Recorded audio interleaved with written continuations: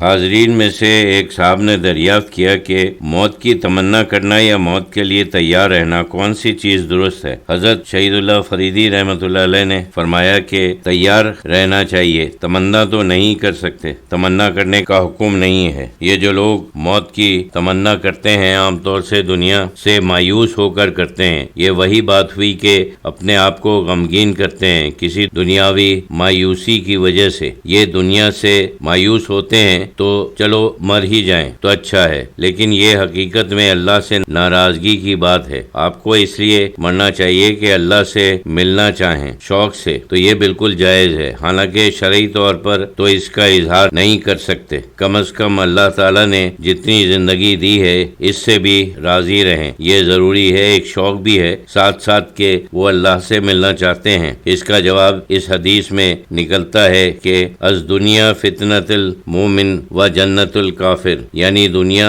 مومن کے لیے قید خانہ ہے اور کافر کے لیے جنت ہے، یعنی وہ تو گھبراتا ہے کہ یہاں سے کہیں اور جائیں۔ سچا مومن جو ہے اس کے لیے قید خانہ ہے، اور وہ سمجھتا ہے کہ یہاں تو نہ کوئی خواہش پوری ہونے والی ہے، اور پھر وہ خواہش جو عارضی ہے وہ پوری ہونا یا نہ ہونا برابر ہے۔ جو چیز ختم ہی ہونے والی ہے، ایک وقتی لذت سے کیا فائدہ دائمی خوشی کے مقابلے میں؟ یہ تو کچھ بھی نہیں یہاں، کیونکہ مقابلہ ہر وقت انسان کے اندر ہی ایک انسان کے باہر بھی ہوتا رہتا ہے۔ یہ تو ایک جنگ ہے۔ اب ہر شخص امن پسند ہے، اس جنگ سے نجات حاصل کرنا چاہتا ہے، یعنی دل میں تو یہ خواہش ہے۔ اگر سچا مومن ہے تو اس کے لیے یہ دنیا قید خانہ ہے۔ اس کے معنی یہ ہے کہ ہم شوق رکھ سکتے ہیں آخرت کا شوق، بلکہ کہنا چاہیے اس دنیا میں بے رغبتی ہونا چاہیے، لیکن اس حد تک یہی کہ ہم فوری طور پر اس وقت نکلنا چاہتے ہیں، بالکل دنیا سے کوئی واسطہ ہی نہیں رکھے۔ یہ تو ایک خواہش ہے کہ جو دل میں چھپی ہوئی ہے، جب تک سارے کام بھی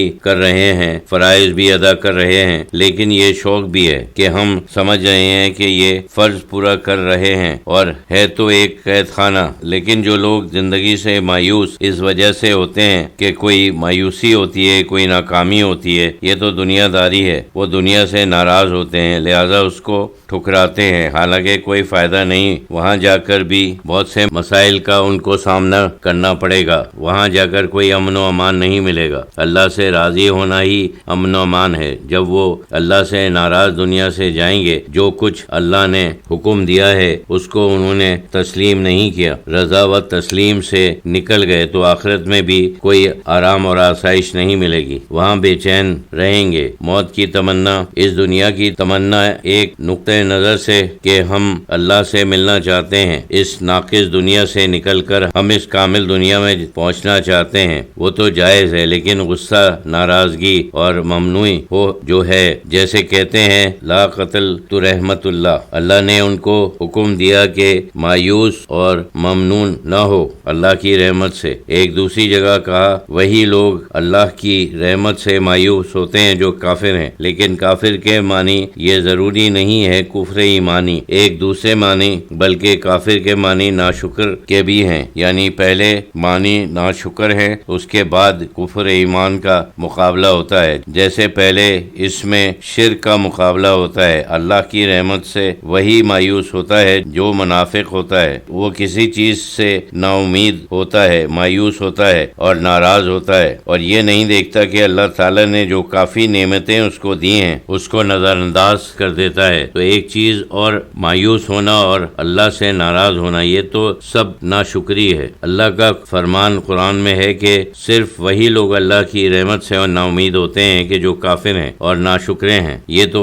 ناشکری ہے۔ اصل میں کفر ایمان کے معنی رد کرنا ہے، ویسے اس کے معنی ڈھانکنے کے ہیں، لیکن اس قسم کے معنی جو ہیں ناشکری اور کفر ایمانی، وہ کچھ رد کرنے کے معنی میں ہے کہ ایک شخص ہے، کسی نے اس کے اوپر احسان کیا لیکن اس نے رد کیا، اس کو قبول نہیں کیا، یہ نہیں، اس احسان کو مانتا ہی نہیں، یعنی اس نے اس کو دلی طور پر رد کیا ہے۔ حاضرین میں سے ایک صاحب نے معلوم کیا کہ کبھی کبھی نفسانی خواہش جو ہوتی ہے وہ اس قدر ہو جاتی ہے کہ نورانی طاقت جو ہوتی ہے اس کی وہ بالکل گر جاتی ہے، یعنی وہ جس وقت اللہ کو یاد کر رہا ہوتا ہے ایک عجیب طاقت ہوتی ہے، غلبہ پیدا ہوتا ہے جو اس کو ختم کر دیتا ہے۔ اس کے لیے کیا کریں؟ حضرت صاحب رحمۃ اللہ علیہ نے فرمایا کہ مقابلہ ان دو قوتوں میں ہوتا رہتا ہے، مرتے دم تک صرف یہ ہے کہ وہ اپنی روحانی یا نورانی طاقت کو بڑھاتا رہے۔ اس لیے اللہ کی یاد ہے، کیونکہ قلب جو ہے اصل میں وہ سوچ کا مقام ہے۔ اس کا مطلب یہ کہ سوچ کے جسمانی چیز نہیں ہے۔ ذکر الہی، اللہ کو یاد کرنا، تدبر، اکرام، ان سب چیزوں پر غور و فکر کرنا اور خاص طور پر عبادت میں اللہ کو یاد کرنا، نفلیں پڑھنا، قرآن شریف مطلب کے ساتھ پڑھنا، اس پر غور کرنا، استغفار کرنا، جیسے جو الفاظ ہوتے ہیں الحمدللہ، سبحان اللہ، اللہ اکبر، اللہ کی یاد ہے، اللہ کا ذکر، وذکر